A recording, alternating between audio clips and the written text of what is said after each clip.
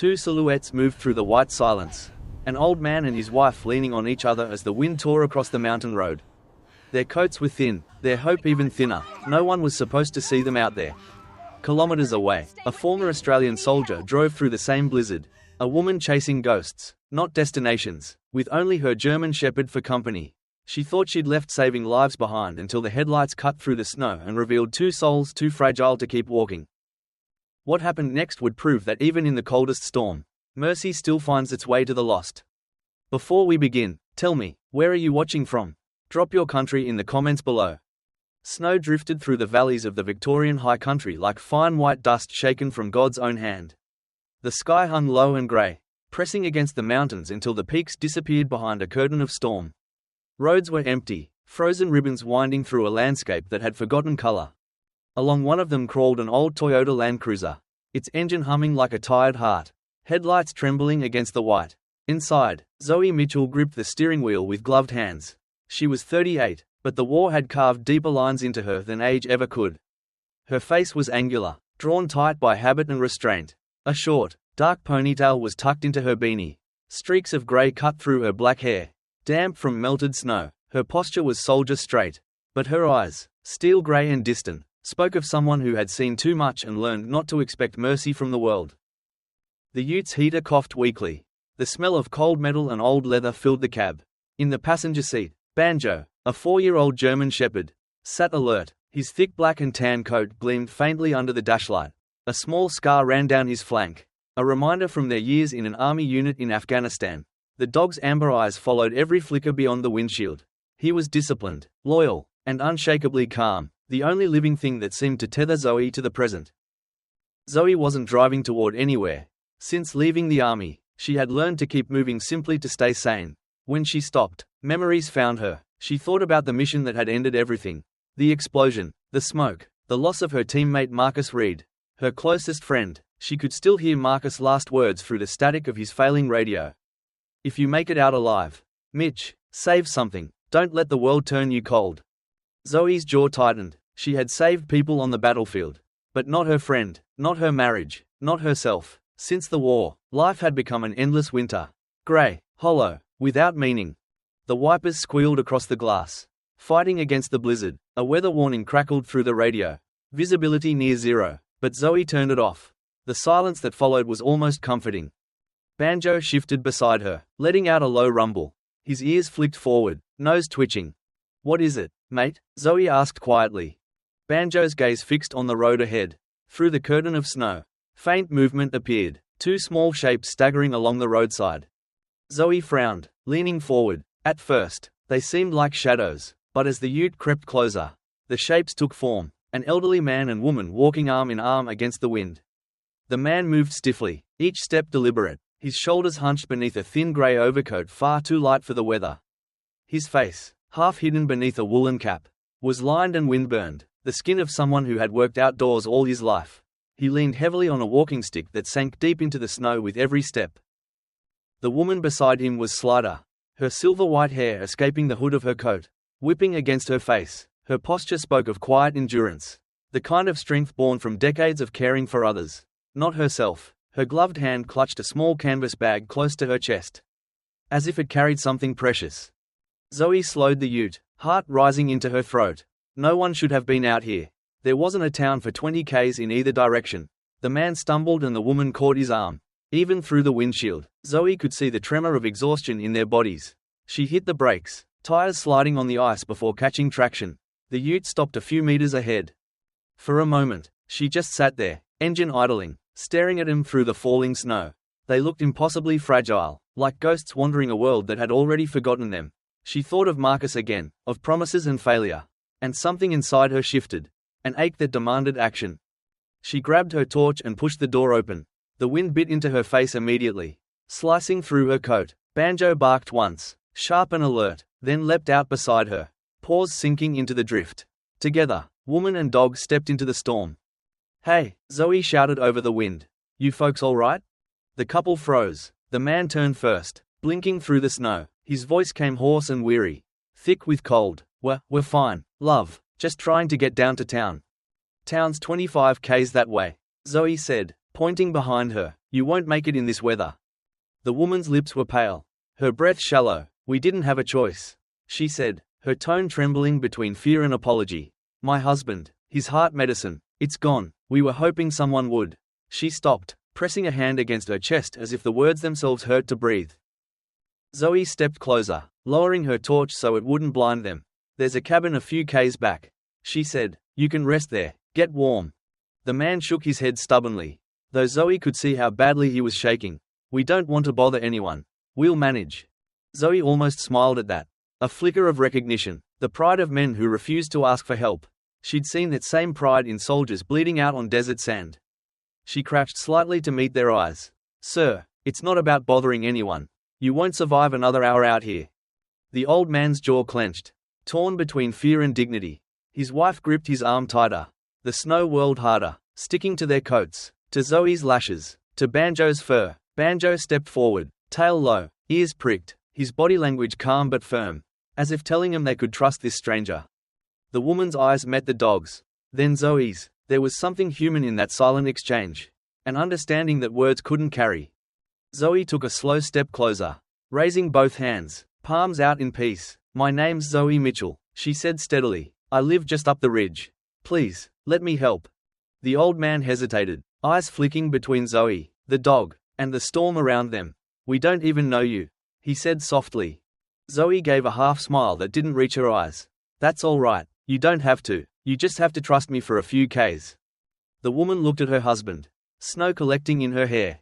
Bruce, she whispered, please.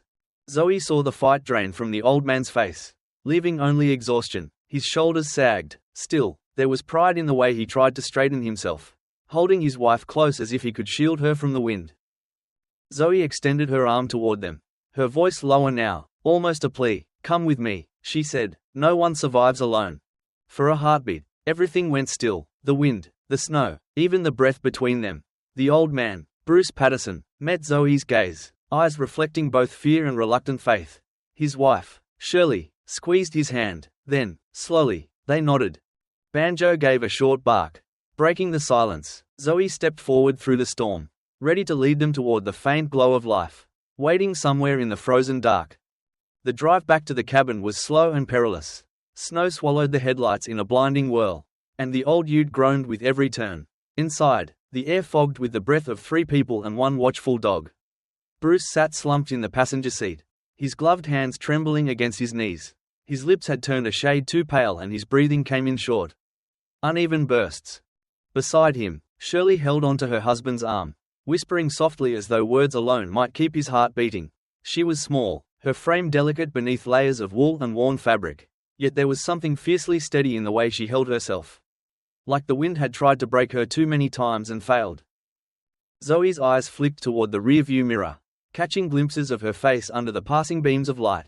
The lines around her eyes were deep, carved by years of worry and devotion, but her gaze remained calm even in fear. Banjo sat alert between them, his thick coat flecked with melting snow, his amber eyes fixed on Bruce. Every few moments, the dog leaned forward to sniff the old man's hand, as though gauging the fragility of life through scent alone. Zoe reached out briefly to pat her partner's head. It's all right, mate, we're almost home. Her own voice sounded foreign, softer than she expected. The cabin appeared through the storm, like a memory resurrected, small, wooden, half buried beneath snowdrifts. The windows were dark except for the faint reflection of their headlights. Zoe parked close to the porch and jumped out, boots sinking deep. She hurried around to open Shirley's door, offering a steady hand. Careful on the ice, Shirley hesitated before taking it, her fingers cold as stone, but still graceful in their movements. Bruce tried to stand, but faltered. Zoe caught him under the arm. Easy now, I've got you. Bruce, proud even in weakness, muttered, I can walk, though his legs betrayed him with the next step. Inside, the cabin was cold and silent, the air dense with the smell of dust and pine. Zoe hadn't been here in months. It was the place her parents had built decades ago. Every board nailed by her father's hand. After they passed, she could never bring herself to sell it. She had once imagined filling it with a family of her own. But the war had carved that dream out of her piece by piece. She moved quickly now, the discipline of survival taking over. Sit him here, she said, guiding Bruce into the old armchair by the hearth. Shirley knelt beside her husband, rubbing his hands, Her breath shaking, Zoe dropped to one knee before the fireplace, struck a match, and fed the flame into a nest of dry twigs. The fire caught with a crackle, its light spilling over the room like something holy. Banjo circled once, then lay beside Bruce's chair, head resting on his paws, eyes still alert. Zoe grabbed an old blanket from the back of the couch and draped it over the old man's legs. Then she filled a kettle with snow and set it on the stove. "We'll get you warm," she said. Shirley nodded, though she looked lost, eyes darting from one corner of the cabin to another. "You live here alone?" she asked, her voice soft, almost apologetic. "Yeah," Zoe replied without turning, "just me and him." She nodded toward Banjo, who flicked an ear at the mention of his name. "My folks built this place, been empty for years, till I came back." Bruce opened his eyes, their pale blue irises clouded with fatigue. "You a soldier, love?" he asked, noticing the patches still sewn onto Zoe's coat. "Was," Zoe said simply. She didn't elaborate, and Bruce didn't press. Men who had lived long enough recognized silence as its own kind of answer. Zoe stirred a pot of canned soup on the stove, the scent of chicken and herbs slowly pushing out the cold. Shirley stood quietly behind her, rubbing warmth into her hands. Her wedding band caught the firelight, a thin gold circle worn down to a dull shine. "We didn't mean to cause trouble," she murmured. "We thought we could make it to town. Bruce's medicine ran out 3 days ago. The phone line went dead after the storm." Zoe looked over her shoulder. "You shouldn't have been out there." Shirley gave a faint smile. "Weary but kind. We've been through worse storms. Miss Mitchell, I thought we could handle one more." Her tone was calm, but her eyes betrayed a quiet fear, a fear she refused to let control her. Zoe saw it and felt something tighten in her chest, a recognition of courage born from love, not pride. She poured soup into 3 bowls, handed one to each of them, then sat on the edge of the hearth with her own. The warmth began to seep into the room, melting frost from the windows. Bruce ate slowly, his hands still shaking. Shirley watched him more than she ate, ready to steady the spoon if he faltered. Banjo stayed near, occasionally lifting his head to watch the flames, ears twitching at every creak of the cabin. Zoe's gaze wandered to the mantel above the fireplace. A small wooden box sat there, one she hadn't opened since the funeral. She stood, drawn by some quiet impulse, and lifted the lid. Inside was her father's pocket watch. Silver, slightly tarnished, the glass was cracked across the face. It had stopped at 6:17. She thumbed the worn engraving on the back, "To Robbo. For time well spent." Robbo Mitchell, her father, a man who believed that kindness was a kind of duty. Zoe turned the watch over in her hand, the ticking silence pressing against her thoughts. Her father had carried it through storms, through bushfires, through every trial of family and farm life. And now it sat still, like time itself had given up waiting for anything good. She slipped it into her pocket. Maybe it was foolish, but it felt like carrying a heartbeat that wasn't her own. Behind her, Shirley spoke softly. "That was your father's." She nodded. "Yeah, he used to say this thing kept him steady when he couldn't control anything else." Shirley smiled faintly. "He sounds like a good man." "He was," Zoe said, voice barely above a whisper. "Better than I ever learned to be." The fire popped, sending sparks upward. Bruce shifted in his chair, murmuring something in his sleep. Shirley leaned close, brushing a strand of white hair from his forehead. Zoe watched her for a long moment. The patience in her movements. The kind of love that endures because it has nowhere else to go. For reasons she couldn't explain. The sight made her chest ache. When she finally turned toward him, her face softened in the flickering light. "Thank you," she said simply. "You might have saved his life tonight." Zoe gave a small nod, unable to meet her gaze for long. "Maybe he just reminded me what saving looks like." They fell quiet after that. The wind moaned against the walls. But inside the cabin there was warmth. The first true warmth Zoe had felt in years. She leaned back against the hearth, listening to the steady rhythm of the fire and Bruce's breathing. The pocket watch in her coat felt heavier now, ticking again in her mind, though it hadn't moved in years. As the flames dimmed to a gentle glow, Shirley reached over, touching Zoe's arm lightly. Her eyes, glossy with exhaustion, searched her face. "Robbo," she whispered, the words slipping out before she could stop them. Zoe froze. The name hit her like a shock of cold air. Robbo, her father's name. For a second, she couldn't breathe. Shirley blinked, confusion flickering across her features. Then she smiled faintly, as if seeing someone else in her place. Her hand rested over Zoe's, trembling, but warm. Zoe said nothing, she just looked at her, the firelight dancing across their faces, and felt something shift deep inside. A mix of sorrow, memory, and something she hadn't let herself feel in a long time. Outside, the storm howled on, but inside the cabin, the fire held steady. Morning came slowly to the mountains, filtered through pale curtains of snow. The storm had quieted, leaving the world blanketed in white silence. Light seeped through the frosted windows of the cabin, painting the wooden walls in muted gold. Zoe sat near the fire, elbows on her knees, staring into the orange glow that licked the hearthstones. The smell of burning eucalyptus filled the air, mingling with the faint sweetness of oatmeal simmering on the stove. Behind her, the floorboards creaked as Banjo stirred, stretching with a low groan before settling again by the door, his fur glinting like bronze in the light. From the corner of the room came a soft, confused murmur. Zoe turned. Shirley Patterson was awake. She sat upright on the couch beneath a pile of blankets, her silver hair a tangled halo around her face. For a long moment, she looked around the cabin with the wide-eyed stillness of someone trying to place herself in a dream. Then her gaze fell on Zoe, and she smiled gently. "You stayed," she whispered. Her voice was delicate, frayed with age, but carrying a melody of gratitude. Zoe nodded. "You were exhausted last night. The storm hasn't cleared enough to drive. Figured we'd all ride it out here for a bit." Shirley seemed to relax, pulling the blanket tighter, but a flicker of confusion crossed her expression. "Did Robbo make it home yet?" she asked softly. Zoe hesitated, the name hitting her like a faint echo from another life. She sat down, the coffee mug in her hand. "Robbo." Before she could answer, Bruce spoke from the armchair near the fire. His voice was rough, still hoarse from the cold. "Shirley, love," he said gently, "that's not Robbo, that's Miss Mitchell. Zoe, she's the one who found us last night." Shirley blinked, her brow furrowing as she studied Zoe's face. Then her cheeks flushed pink with embarrassment. "Oh, heavens," she murmured, covering her mouth. "I'm so sorry, dear, I must have." "It's all right," Zoe said quickly, forcing a smile that she didn't quite feel. "You were tired. It's an easy mistake." Bruce exhaled slowly, rubbing his chest as he watched his wife.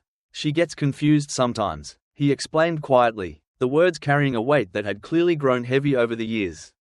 "Doctor says it's mild dementia, comes and goes. Some days she's sharp as ever. Others, she slips into old memories." Zoe nodded, eyes softening. "That's all right," she said again. "You both just rest. There's no rush." She stood and ladled oatmeal into 3 bowls, sprinkling sugar over the top. Shirley ate with small, deliberate bites, occasionally pausing to glance at Banjo, who watched her with polite curiosity. She reached down to pet him, fingers trembling slightly as they brushed over the dog's coarse fur. "Such a handsome boy," she said. "He reminds me of our Duke. Remember, Bruce?" Bruce smiled faintly. "I remember." His hand found hers briefly before he coughed, a dry, rattling sound that drew Zoe's attention. "You should stay off your feet for a while," Zoe said, her tone gentle, but firm. "You're still weak. The roads are buried anyway."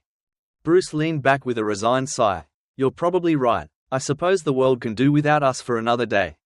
As they finished breakfast, Zoe busied herself with tidying the cabin, stacking kindling, checking the window seals, refilling the kettle. It felt strange having voices in the house again. The last time she'd heard laughter here, it had been her parents' voices. Years before the war, before her mother's illness, before everything began to fade. Banjo trotted across the room suddenly, nose twitching. He moved toward the corner where a weathered leather suitcase sat beside the armchair. The one Bruce had been carrying the night before. The dog sniffed at it, tail swishing once, then gave a low whine.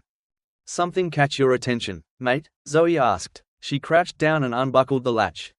Bruce stirred, noticing. "It's all right," the old man said, voice quiet but steady. "You can look. I've been meaning to go through it anyway." Zoe lifted the lid. Inside were bundles of old letters, carefully tied with faded blue ribbon. Beneath them lay a leather-bound journal, its cover cracked and edges soft with time. The scent of old paper and sea salt rose from it, the unmistakable smell of years gone by. She glanced up. "You were Navy." Bruce smiled faintly, eyes distant. "A long time ago, before she and I married. I served on a destroyer in the Pacific. Wrote her every week, even when I couldn't send the letters." Zoe picked up one of the envelopes. The handwriting was neat, deliberate, a man's attempt at control amid chaos. She unfolded the brittle paper and began to read.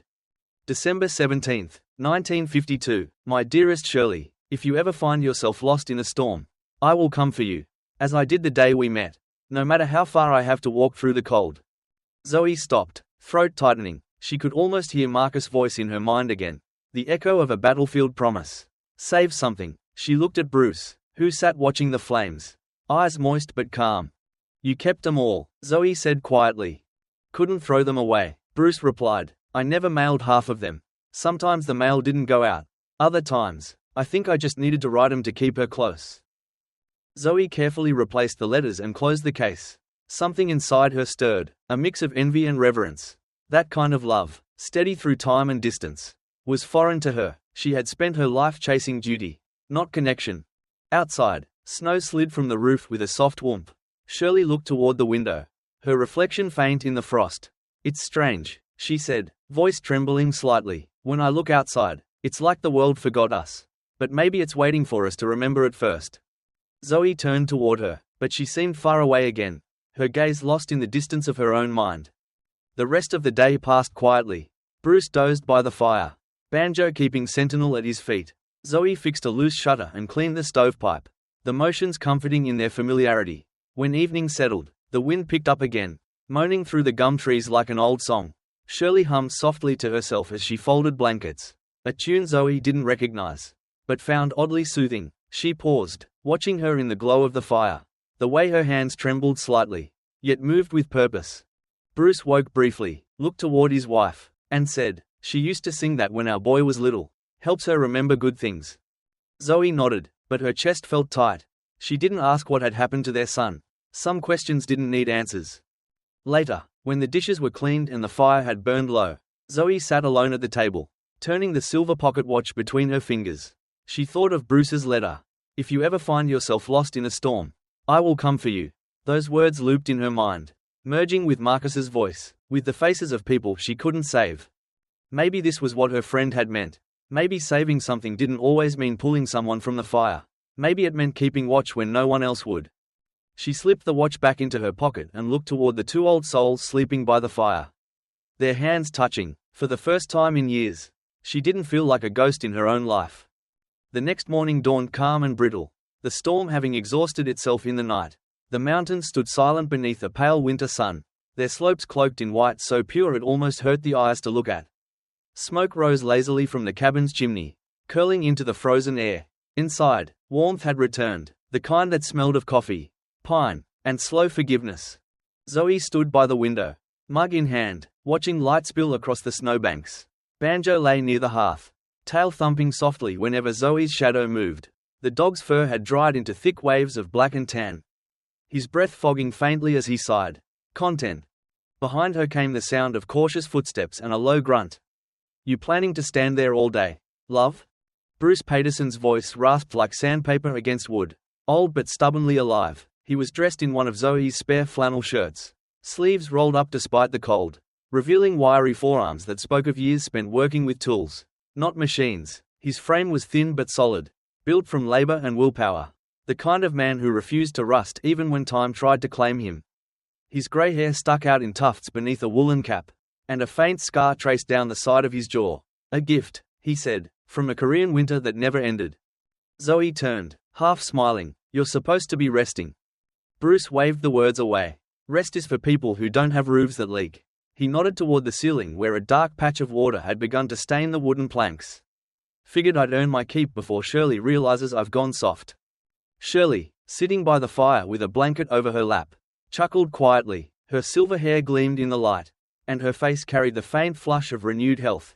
You'll do no such thing until you finish your breakfast, she said gently, her voice still soft, but firm in the way only lifelong partners manage. But Bruce was already heading for the door. Zoe sighed, set down her mug, and followed. Outside, the air bit like glass. The sun was weak but steady, glinting on frost-covered branches. Together they climbed onto the porch roof, careful where the ice lingered. Zoe handed up nails and shingles while Bruce worked with an assurity that surprised her. You've done this before, Zoe said. Bruce grinned, the lines around his eyes deepening. Love, I've been fixing things longer than you've been breathing. Navy didn't teach me much about peace, but it sure as hell taught me about patching holes. They worked in companionable silence for a while, interrupted only by the rhythmic clang of the hammer. When Zoe paused to adjust a plank, Bruce glanced at her. You said army, right? That's the land boys, isn't it? Yeah, Zoe replied, voice low. Special ops, long nights, hotter places than I care to remember. Bruce nodded slowly. Korea for me, different kind of hell, snow instead of sand, but the ghosts are the same. Zoe met his gaze. You ever stop hearing them? Bruce drove a nail into the board with one clean strike, then set the hammer down. You don't stop hearing them. You just start talking back. He looked out toward the horizon where the forest pressed close to the property. After the war, I fixed whatever I could find. Cars, radios, fences. It kept my hands busy while my mind healed. You stop fixing things. You start breaking inside. Zoe nodded, absorbing the words like medicine that burned but worked. For a long time, she had believed that stillness was safety. But Bruce's calm defiance made her reconsider. Maybe movement, not escape, was what kept a person alive. By midday, they had finished the roof and patched the chimney. The old clock on the cabin wall still hung crooked and silent, its hands frozen at 12:06. Bruce examined it with a craftsman's patience. You know, he said, a clock's a lot like a person. You ignore the small jams long enough, and before you know it, time stops. He removed the glass face carefully, adjusted the inner springs with his pocket tool, and wound at once. The faint click of gears returning to motion was almost inaudible, but it stirred something in Zoe's chest. Banjo barked once from outside, breaking the quiet. Zoe glanced through the window and saw the dog trotting toward the treeline. Nose to the ground. Hang on, she muttered, pulling on her coat. Looks like he's found something. Bruce watched from the doorway as Zoe followed Banjo into the woods. The path wound through snow gums heavy with powder, sunlight cutting through in shards. The dog moved with purpose, tail high, paws leaving clean prints behind him. They walked nearly half a kilometer before the trees opened into a small clearing. There, half collapsed under years of neglect, stood a wooden shed, its roof sagging, door half open, walls wrapped in moss and thyme. Zoe's breath caught. She remembered it from childhood stories. Her father's fire refuge, a place where he had once sheltered people caught in the path of a blaze. Inside, faint traces of the past remained. An old wool blanket, a rusted lantern, a first aid box labeled Mitchell Rescue, CFA, 1979. Zoe brushed snow from the workbench and found a small wooden carving beneath it.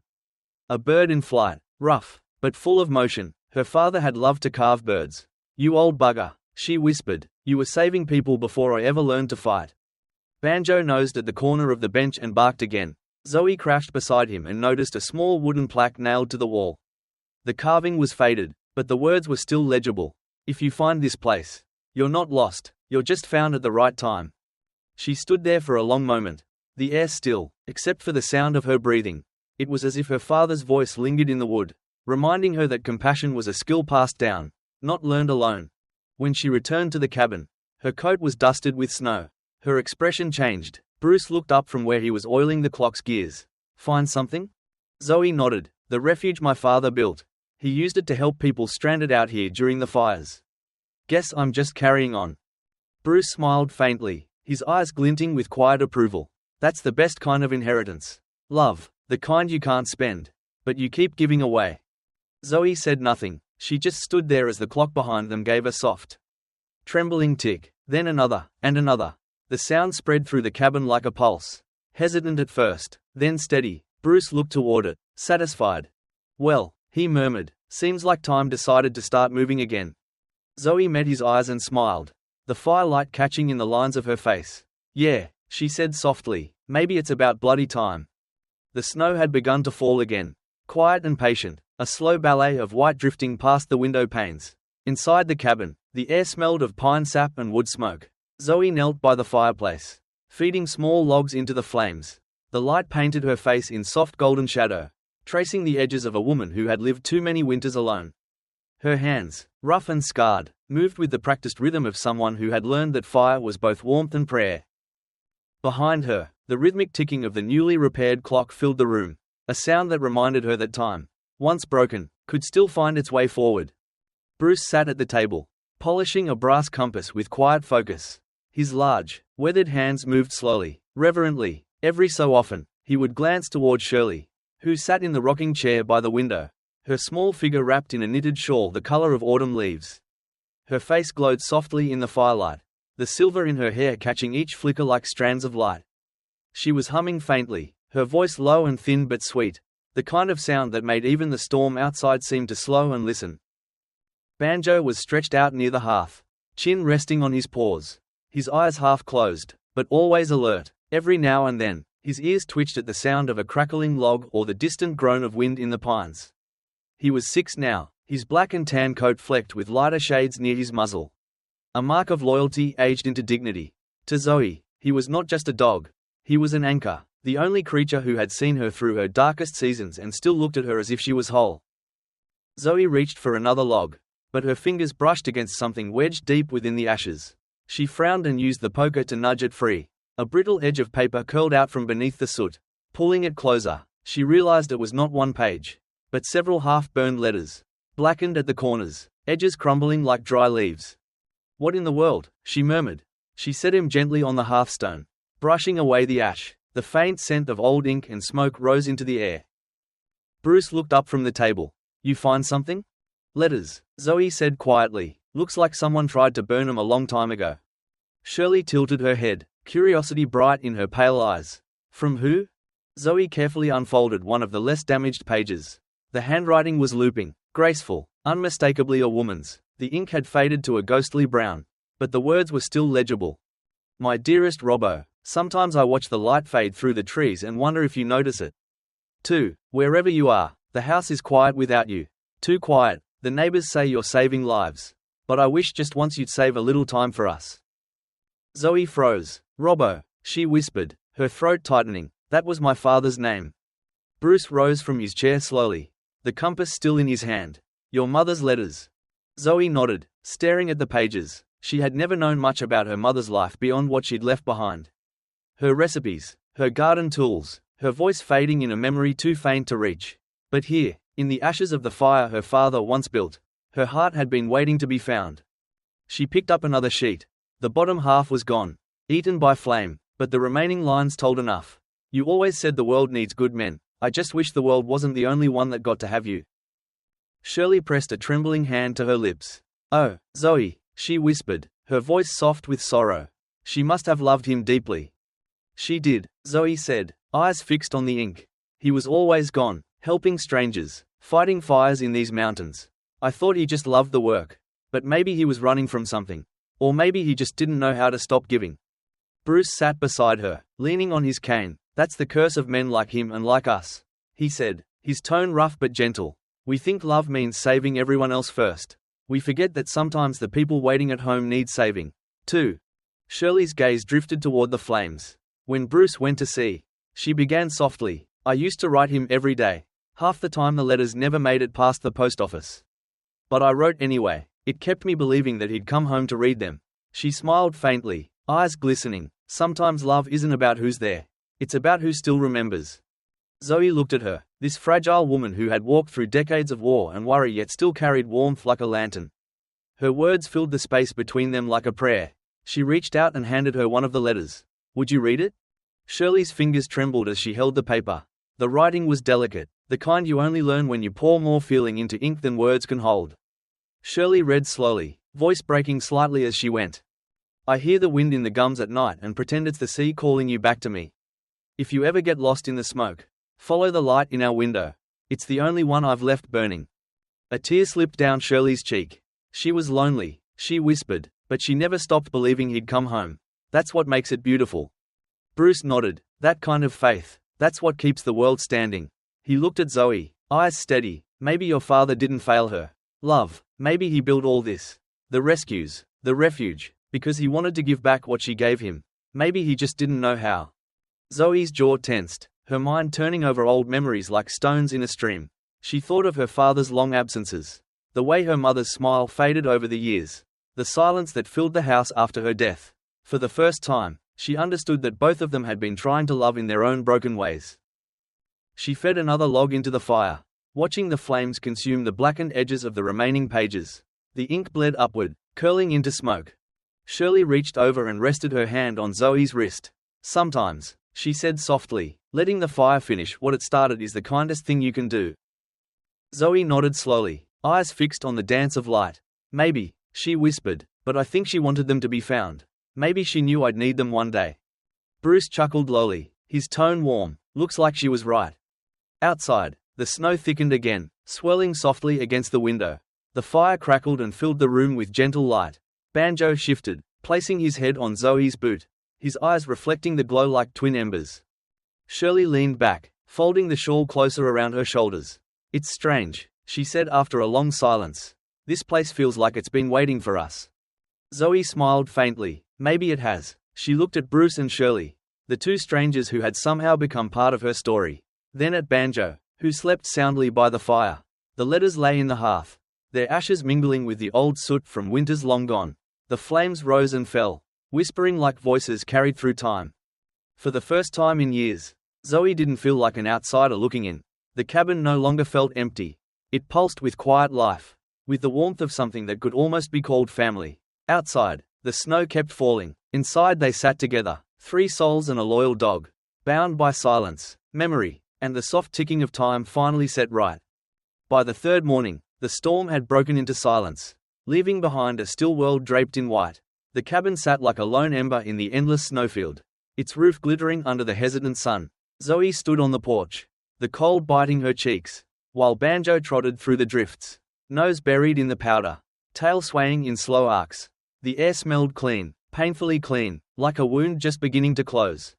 From inside came the sound of Shirley humming softly, her voice blending with the faint ticking of the clock and the occasional cough from Bruce. For a moment, everything felt fragile but safe. Then came the distant crunch of tires on ice. Zoe's head snapped toward the sound. It grew louder, the groan of an engine fighting through snow, the crackle of tires skidding.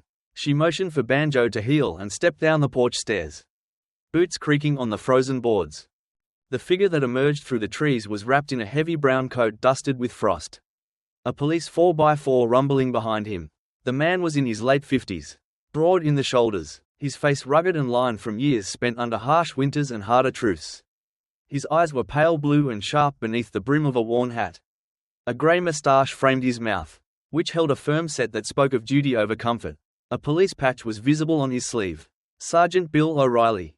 "Morning," he called, his voice steady but wary. "You the one living up here?" Zoe nodded, keeping her tone calm. "That's right, Zoe Mitchell." The sergeant squinted, scanning the cabin, then the older figures moving inside through the frosted windows. "You got two elderly folks with you?" "That's right," Zoe said. "Found 'em stranded on the highway 3 nights ago. Brought 'em here, till the storm passed." O'Reilly frowned, pulling off his gloves. "I've been looking for them. Their family down in Mansfield reported 'em missing. Said they left town before the blizzard hit. We were starting to fear the worst." Zoe exhaled, half relieved, half uneasy. "They're safe now. Bruce and Shirley Patterson. He's been weak from the cold, but they're recovering."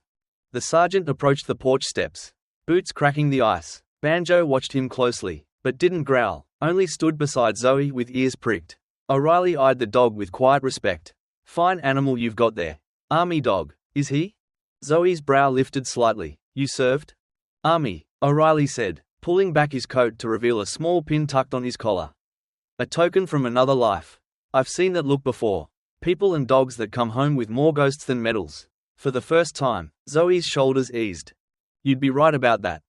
The sergeant stepped inside at Zoe's invitation, stamping snow from his boots. Shirley smiled faintly from the rocking chair, her hands clasped around a mug of tea. "Oh, thank heavens," she said. "Someone came." Bruce tried to stand, but O'Reilly raised a hand gently. "No need, mate, just glad to see you breathing. You gave your family a scare." Bruce chuckled, his voice still rough. "Seems we gave ourselves one, too."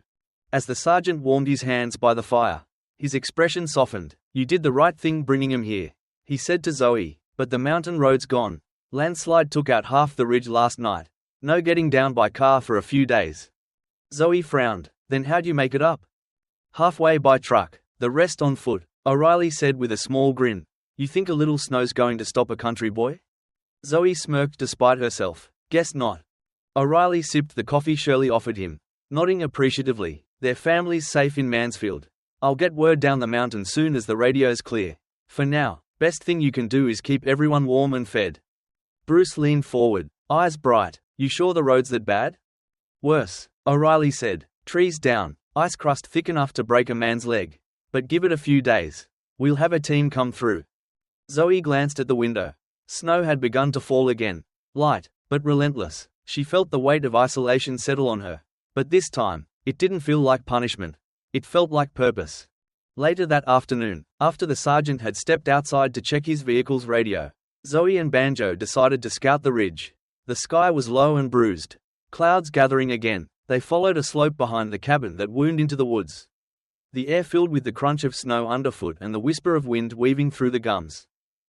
Banjo moved ahead, nose down, tail stiff with focus. The dog paused suddenly, giving a short bark and glancing back. Zoe followed his gaze. There, half buried under snow, a narrow trail curved along the side of the mountain. It was old, nearly swallowed by time, but unmistakable. She brushed the snow away from a wooden post. Marking the edge, faded letters carved into it read, Mitchell Fire Route, 1980. Zoe's chest tightened. Her father again. This was the same path Robbo Mitchell had used decades ago to reach people trapped by the fires. A forgotten route between the upper ridge and the valley below. She crouched, tracing the carved letters with her glove. You're still saving people, old man, she whispered. Banjo wagged his tail softly as if in agreement. They followed the trail a few meters until the trees thinned, revealing a view of the valley below. A silver world of snow and smoke rising faintly from chimneys far away. The wind carried faint sounds. Distant engines, voices, civilization, waiting just beyond reach. Zoe stood still for a long moment, the cold biting at her skin, and felt something quiet but certain bloom inside her. Maybe this was the reason she'd stayed behind in life when others hadn't. Maybe this, helping strangers, finding paths, was the legacy her father had left her to finish. When she returned, O'Reilly was leaning against his 4x4, radio crackling faintly on the hood. Find anything useful? The sergeant asked.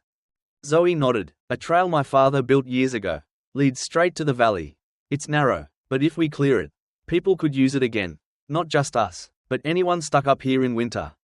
O'Reilly raised an eyebrow, then smiled. Your old man sounds like one hell of a bloke. You take after him? Zoe looked toward the mountains. Quiet for a beat, trying to. The sergeant studied her, then reached into his coat pocket, pulling out a small silver cross necklace. Dulled by years of wear. My wife used to say, God puts us where we need to be, not where we want to be. You keep doing what you're doing. Love, the world could use a few more people like that. Zoe accepted the words with a silent nod. O'Reilly fastened his gloves again and stepped toward the cab of his truck. When this storm settles, I'll send word. We'll get a crew up here and maybe carve that trail open again. You hold tight, till then. Zoe watched him climb into the vehicle, engine sputtering to life. The sergeant waved once before the truck disappeared into the white road, leaving only tire marks in the snow. Back inside, Bruce had dozed off by the fire. Shirley was knitting quietly, her smile soft when Zoe entered. The fire crackled warmly, Banjo curling up beside her, head resting against her boot. Zoe looked toward the flickering light and whispered more to herself than to anyone. If you want me to do good, Lord, then give me the strength. Outside, the snow fell like a blessing, steady, pure, and full of quiet promise. When the storm finally broke, it left behind a silence so pure it almost felt sacred. The mountains glistened under a pale blue sky, every branch and rooftop draped in glittering frost. The air was sharp, but it carried warmth in its stillness, the kind of peace that only comes after chaos. Zoe stood outside the cabin beside her weathered Land Cruiser, clearing the last of the snow off the windshield. The old machine looked battered, half buried in drifts, but like its owner, it had survived worse. Banjo circled the ute, tail wagging slightly, breath puffing in steady clouds. His fur, black and tan, with a grey streak down his muzzle, caught the morning light like a living ember against the snow. Behind Zoe, the cabin door creaked open. Shirley stepped out first, bundled in a wool coat, 2 sizes too big for her small frame. Her silver hair glimmered beneath a knitted cap, her cheeks faintly pink from the cold. She smiled when she saw Zoe. You've done enough for us already, dear, she said softly. You shouldn't have to drive us down yourself. Zoe shook her head, adjusting the chain on the ute's tires. The sergeant still clearing the road from the valley. It's safer if I take you myself. I can handle it. Bruce appeared next, moving slower, one hand braced on the door frame. He was pale but stubbornly upright, wrapped in Zoe's old army jacket. His breath came shallow, but his eyes, steady and grey blue, gleamed with quiet pride. I told her you'd say that, he muttered with a half smile. Soldiers never let someone else take the wheel, do they? Zoe chuckled under her breath. Only when they've got something worth protecting. Shirley touched her husband's arm, affection and worry blending in her eyes. You'll sit up front where she can keep an eye on you. Bruce grumbled but obeyed. The 3 of them climbed into the ute. Shirley tucked beside a pile of blankets in the back seat, Banjo at her feet, and Bruce in the passenger seat, his hands folded in his lap. Zoe started the engine, which coughed before roaring to life. As they pulled away from the cabin, The tires crunched through the ice, leaving twin tracks etched in the untouched snow. For the first few Ks, no one spoke. The sound of the engine filled the silence, punctuated only by the faint hum of the tires gripping the frozen road. The mountains rose and fell around them in long, sweeping ridges. Zoe's focus was absolute, the way it used to be on missions. Her hands steady on the wheel, her eyes scanning for every shadow or slip. She had been trained to drive through chaos. This was simply another battlefield, made of ice. After a while, Shirley leaned forward slightly, her voice barely audible over the hum of the truck. "It's beautiful, isn't it, the way the snow shines when the sun forgives it?" Zoe smiled faintly, glancing at her through the rearview mirror. "Yeah," she said softly, "it's like the world saying sorry." Bruce chuckled low. "Or it's just waiting to hit us again next winter." They all laughed quietly, and for a moment, it felt like an ordinary morning. Three people bound not by blood, but by shared survival. But then, as the ute wound down a narrow bend where the snow had melted into slush, Bruce's hand jerked suddenly, his fingers clutched at his chest and his breath hitched. "Bruce!" Shirley's voice cracked with panic. Zoe slammed on the brakes. The ute slid a few feet before stopping. She turned to see Bruce slumped forward, his lips pale, eyes unfocused. "His heart," Shirley gasped. "It's his heart." Zoe's instincts took over. She threw the ute into park, ripped off her gloves, and pulled Bruce's seat back. "Shirley, stay calm," she said firmly, her tone clipped but controlled. "Is not gone, not yet." She pressed two fingers against Bruce's neck. Faint pulse, fading fast. She unzipped the jacket, bracing her palms on the old man's chest. "Come on, old sailor," she muttered, voice tight. "Don't make me lose you after everything." She started compressions, steady, measured, precise. The rhythm came back to her like a ghost of training. Push, breathe, check, push again. Her muscles burned, but she didn't stop. Shirley clung to Bruce's hand, tears streaming down her face. "Please," she whispered, "please, Lord." After what felt like forever, Bruce gasped, a weak, broken sound, but enough. His chest rose. Zoe drew back slightly, breath heaving, sweat cold on her forehead. "There you go," she murmured, voice trembling now. "Stay with us." Shirley sobbed quietly, pressing her hand to her husband's cheek. Bruce's eyes fluttered open, unfocused at first, then finding Zoe's face, his lips twitched in a faint smile. "Guess you really are a soldier," he rasped. "Didn't even let death sneak up on me." Zoe exhaled shakily, half laughing, half crying. "You're too stubborn to die in my ute, mate." They stayed parked for a while until Bruce's breathing steadied. Zoe helped him recline the seat, wrapping his coat tighter around the frail body. Shirley brushed back her husband's thinning hair, her tears softening into a tender smile. "He's all right," she said, as if reassuring herself. "He's all right now." When the worst had passed, Zoe started the ute again, hands trembling slightly on the wheel. The road stretched ahead, winding toward the valley below, sunlight glimmering through breaks in the trees. Shirley leaned forward again, her voice quiet but steady. "Zoe," she said, "you've done more than we could ever repay." Zoe shook her head, eyes still on the road. "You don't owe me anything." Shirley smiled faintly, then looked toward her husband, sleeping now, with his hand resting over his heart. "Yes, we do," she whispered. "When he was gone at sea, I used to pray that someone would find him if he ever got lost. Maybe God waited until now to answer that prayer." Zoe swallowed hard, her throat thick. She didn't trust her voice to answer, so she simply nodded. As the ute descended, the trees thinned, revealing the valley below, a patchwork of fields and roofs gleaming beneath the sun. Near the edge of town, flashing lights appeared through the haze. The sergeant's 4x4 parked near the old bridge. Sergeant O'Reilly stood beside it, arms folded, his thick coat rippling in the wind. Beside him was a young woman, maybe 20, with auburn hair and a scarf pulled tight around her face. Her eyes, blue and bright, filled with tears the moment she saw the ute approach. Zoe pulled over and opened the passenger door. Shirley was already out before the wheels stopped turning, her movements unsteady but quick. The young woman ran to her, and Shirley caught her in trembling arms. "My sweet girl," she cried, "my little Lily." Bruce stirred, blinking groggily. Zoe helped him out of the seat. The old man looked pale but alive. Sergeant O'Reilly stepped forward, steadying him with a firm hand. "Good to see you upright, mate." Bruce managed a faint smile, then turned to Zoe. "You've given me back more than my life, love," he said, voice low and raw. "You gave me faith again, in people, in this world."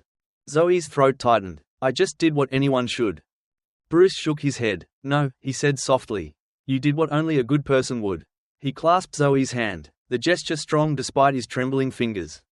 As the sergeant guided them toward the waiting ambulance, Shirley turned back once more, eyes shining. "God sent you to us," she said, "not to replace our son, but to remind us that kindness still lives in this world." Zoe stood there for a long time after they left, Banjo sitting quietly beside her, snow melting on the brim of her beanie. The town below buzzed faintly with life, and for the first time she felt the warmth of belonging. Fragile, unexpected, and real, she looked up at the pale sky and whispered, "Thank you." The wind carried her words down the mountain, and somewhere in that quiet valley, church bells began to ring. By the time the last snow melted from the hills, the high country had turned soft again, green, alive, forgiving. The rivers broke free of their ice, whispering through valleys that only months ago had been locked in white silence. Wildflowers sprouted in clusters near the cabin porch, pushing through the thawing soil like tiny declarations that the world could begin again. Zoe stood on that same porch one quiet afternoon, sunlight spilling across the boards where frost had once claimed everything. She had replaced the broken railing herself, sanded the wood, and repainted it the same weathered brown her father used to favor. The smell of pine and sap lingered in the air. Behind her, inside the cabin, the old clock ticked steadily, repaired, polished, alive.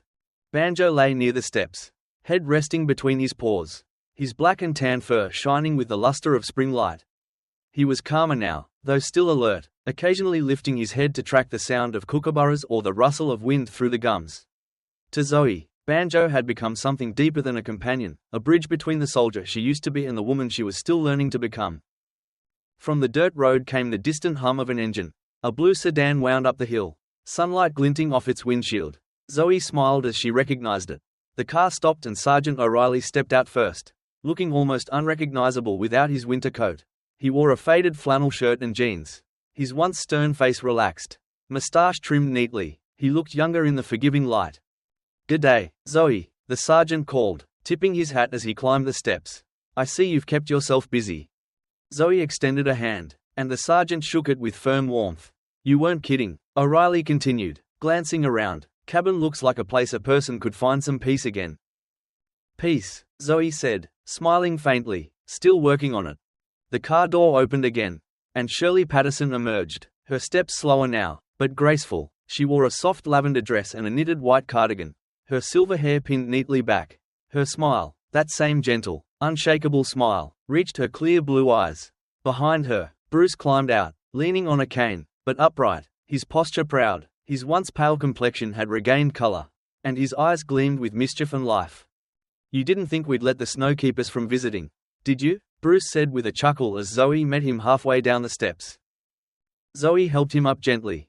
"Wouldn't dare underestimate you, mate." Bruce grinned. "Good, because I came to return something that belongs to you." He reached into his coat pocket and withdrew a small round parcel wrapped in cloth. Inside was a silver pocket watch, restored, gleaming, its engraving now legible, "To Robbo Mitchell, so that time will never steal what love remembers." Zoe stared at it, breath catching in her throat. The initials inside the lid, "Room," belonged to her father, but the watch had been rewound. Its heartbeat steady. Bruce placed it in her hand. "I finished repairing it last month. You said it belonged to your father. Well, I think he'd want you to keep it running. Time's not meant to measure what we've lost. Love, it's meant to remind us what we still have left to love." Zoe swallowed hard, her voice barely a whisper. "Thank you." Shirley touched her arm softly. "You gave us something, too," she said. "Hope. You didn't just pull us out of the snow. You reminded us that kindness still walks this earth." Banjo barked once, as if in agreement, and Shirley laughed. "And you, sir," she said to the dog, "are the finest guardian angel a woman could ask for." They all sat together on the porch as the afternoon light shifted toward gold. O'Reilly leaned back in the rocking chair, his deep voice rumbling through the soft air. "You know," he said, "when I went back to the station after that storm, folks couldn't stop talking about what you did. Word travels fast in small towns." Zoe raised an eyebrow. "Oh yeah? What are they saying?" "They're saying the old Mitchell cabin's open again," O'Reilly said with a grin. "That some former soldier and her shepherd are helping stranded folks get through the winter. They're calling it the Winter Mercy Fund." Zoe chuckled. "That wasn't supposed to be a name.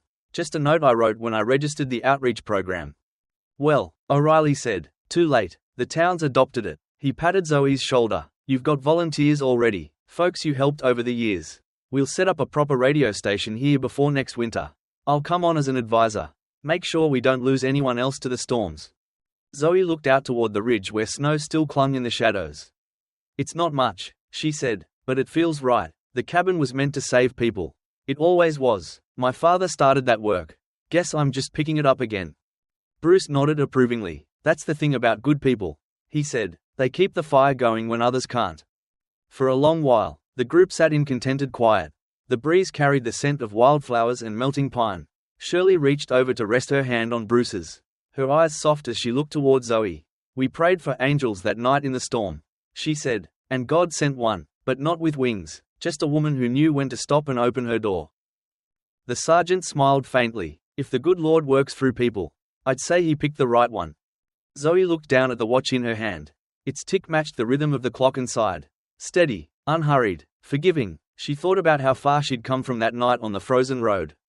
How she'd been chasing ghosts, searching for meaning in silence, only to find grace in the act of saving others. She looked at Bruce, Shirley, and Bill, at Banjo sleeping beside the steps, and realized something profound. Maybe redemption wasn't about forgetting the past.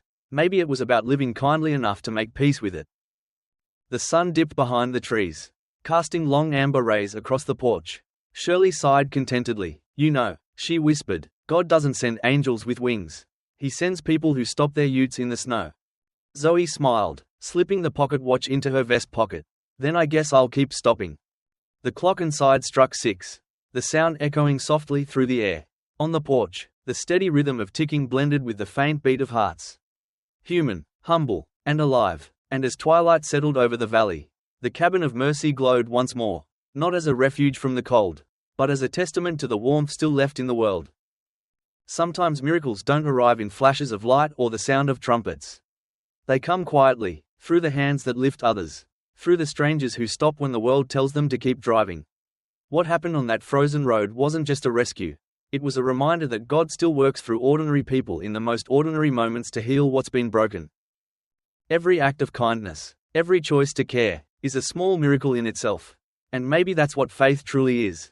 Not waiting for divine signs, but becoming one for someone else. If this story touched your heart, share it with someone who needs to believe again. Leave a comment to tell us where you're watching from. Subscribe for more stories of hope. And may God bless you and every soul who still believes that mercy can change the world.